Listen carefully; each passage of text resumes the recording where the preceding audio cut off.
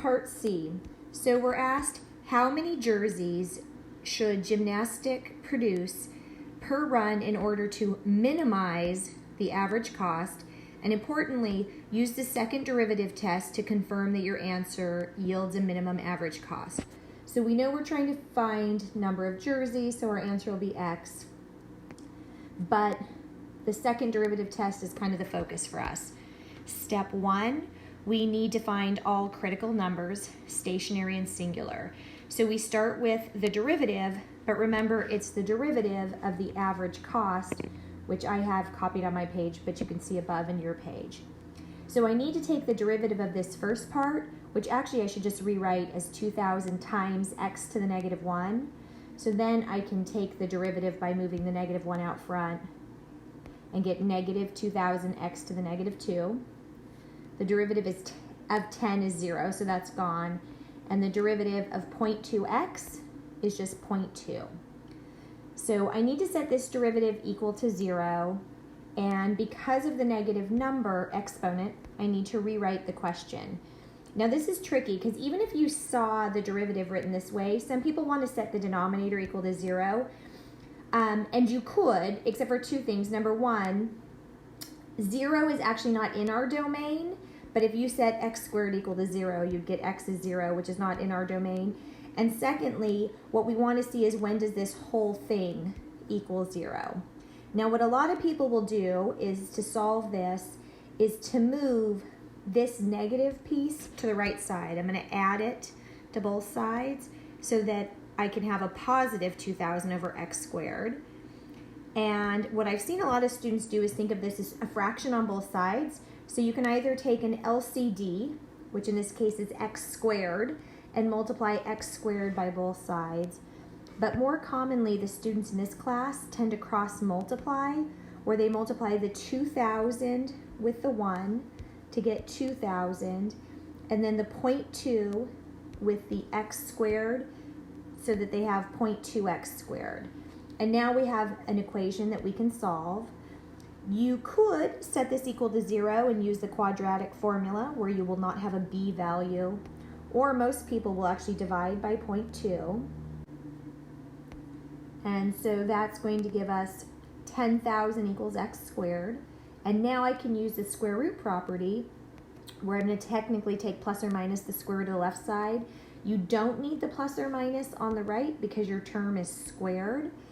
But when you take plus or minus the square root of 10,000, you end up getting 100, or in this case, plus or minus 100. But we know the answer can't be negative because we're looking for number of jerseys, of shirts. So x equals 100 is one critical number, and there are no singular points within our domain. So we're ready to move on to step 2. This is where we use the second derivative test. So I need to find the second derivative. Looking over to the left at my first derivative, I have negative 2 times negative 2,000. So I'll have positive 4,000 x to the negative 1. The derivative of 0.2 is 0, so it's not even there, and so I could just fix that negative exponent, and I have my second derivative. When you're asked on your test to solve using the second derivative test, this is not enough. We need to know what value is being plugged in, so we want to bare minimum see the derivative, second derivative with its input. If you want to show this part, it would be great, but we do need to know what the output is. And then if you just stopped there, you actually would not get full credit. You need to indicate you know what this means. Because it's positive, it's concave up. That's my little up use. That sounds horrible. My U symbol going up. But I know that concave up means a minimum. So we're looking for either positive or concave up. And you do want to write you have a minimum. And if you accidentally have a max, if you at least write a max, that lets us know that you understand what's going on. Now there is one more step. We need to check against the endpoints because this graph, although 0 has a round parenthesis, so it is not in our domain, 500, the maximum number of shirts that they will make in a run, is there.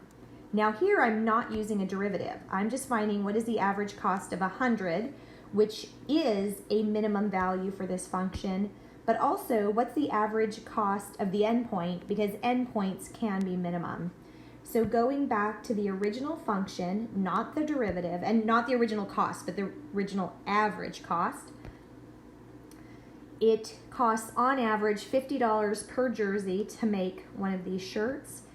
And if you were making 500, it's actually costing about $114 per shirt. So yes, 50 was the smaller value.